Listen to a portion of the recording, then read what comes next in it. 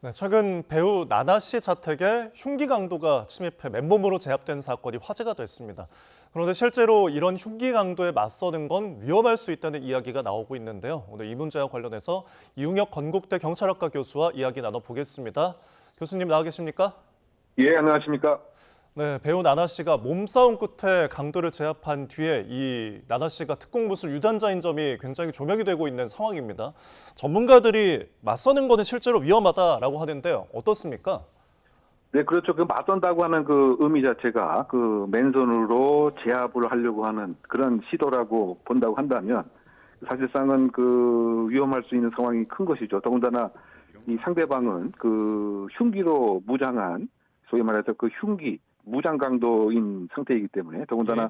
정신 상태가 어떤지도 모르고요. 만약에 혹시 이제 그 이 집에 있는 사람이 그 검도 등으로 수련된 뭐 그런 사람이라고 한다면 이 흉기를 뭐 손목치기 뭐 등으로 뭐 제압할 수 있지만 일반인의 경우에 있어서는 사실상은 맞서는 순간 부상의 가능성도 크고 결국은 이제 그 돌발적인 그 폭력 사용에 피해가 될 수가 있기 때문에 예. 뭐 치명적인 결과가 생길 수가 있다고 일단 평가가 가능하다고 생각됩니다. 네. 그러니까 돌발적인 상황이 좀 변수가 되는데 그렇다고 이 집안에서 도망갈 곳이 없는데 흉기범이 들어오면 어떻게 해야 할까요?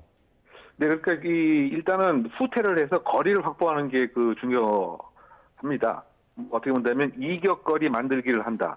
그래서 일단은 2m 이상 이렇게 떨어지면서 그 집안에 있는 뭐 여러 형태의 그런 가구들 탁자 또는 뭐 책상, 뭐 소파 뭐 이런 것 등을 이렇게 거리두기 후퇴를 하면서 말이죠. 예. 그러면서 이 가까운 화장실이라든가 뭐 방으로 일단은 들어가서 바로 이제 문을 잠그고 왜냐하면 지금 이 용의자는 아주 흉기를 들고 있기 때문에 그래서 예. 들어가서 문을 잠그고 외부에 도움을 청하는 뭐 대표적으로 뭐 112 신고를 한다든가 뭐 여러 형태의 그 외부 호출을 하는 것이 네. 이런 피해를 당하지 않는 하나의 그 대안이 되지 않을까 생각합니다. 예, 이격거리를 두고서 방문을 잠그는 방법에 대해서 이야기해 주셨는데 정당방위 문제도 좀 짚어보면 좋을 것 같습니다.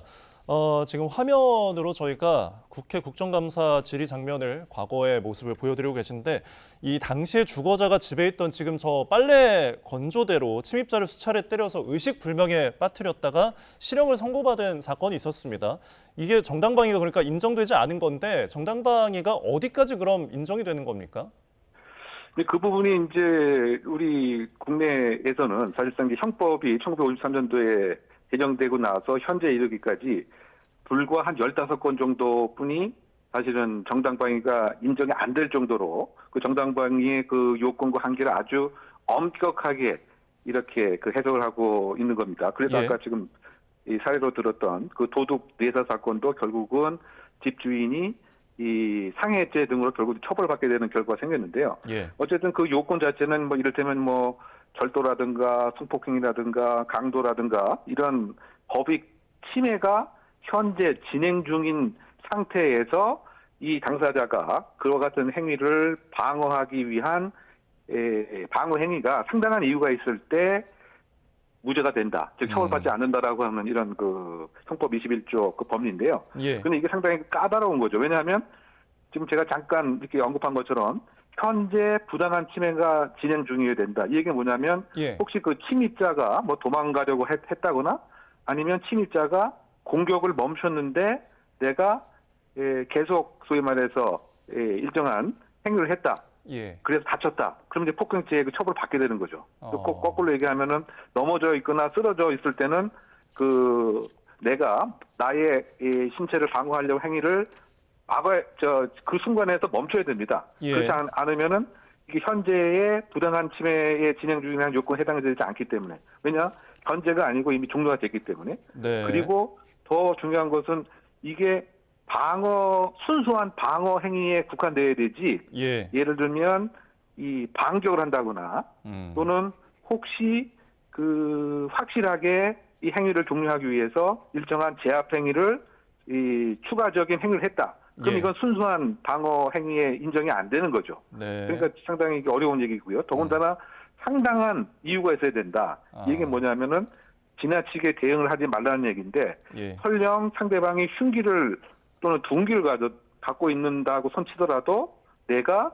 그 치명적인 그 둔기를 사용을 해서 예를 들어서 전치 3주 이상의 상해를 나게 되면 네. 이게 상당성에 반하게 되는 겁니다. 그러니까 어떻게 본다면은 그 강도 같은 경우에 강도가 다치지 않게끔 내가 미리 다 생각을 해서 예. 제압을 해야 된다라고 하는 이런 논리다 보니까 네. 사실상은 현실의 입장에서는 너무 괴리가 있는 그런 원리가 아닌가 생각되는 거죠. 네, 정당방위 원리가. 여건이 조금 어려운 것 같긴 합니다. 쟁점 기준에 대해서 좀 설명을 해주셨는데 끝으로 이 문제도 짚어보겠습니다. 최근 BTS 멤버 정국 씨 자택에 외국인이 여러 차례 그 침입을 시도하는 일이 있었는데요. 이거 어떤 사건인가요? 근데 가장 뭐 최근에 있었던 것이 이제 뭐 지난주에 있었던 사건인데요. 그 50대 그 일본인이 예. 이 정국 씨 이 자택에 나타나서 소위 그 잠금 장치를 열려고 이렇게 그 수차례 시도를 했던 거죠.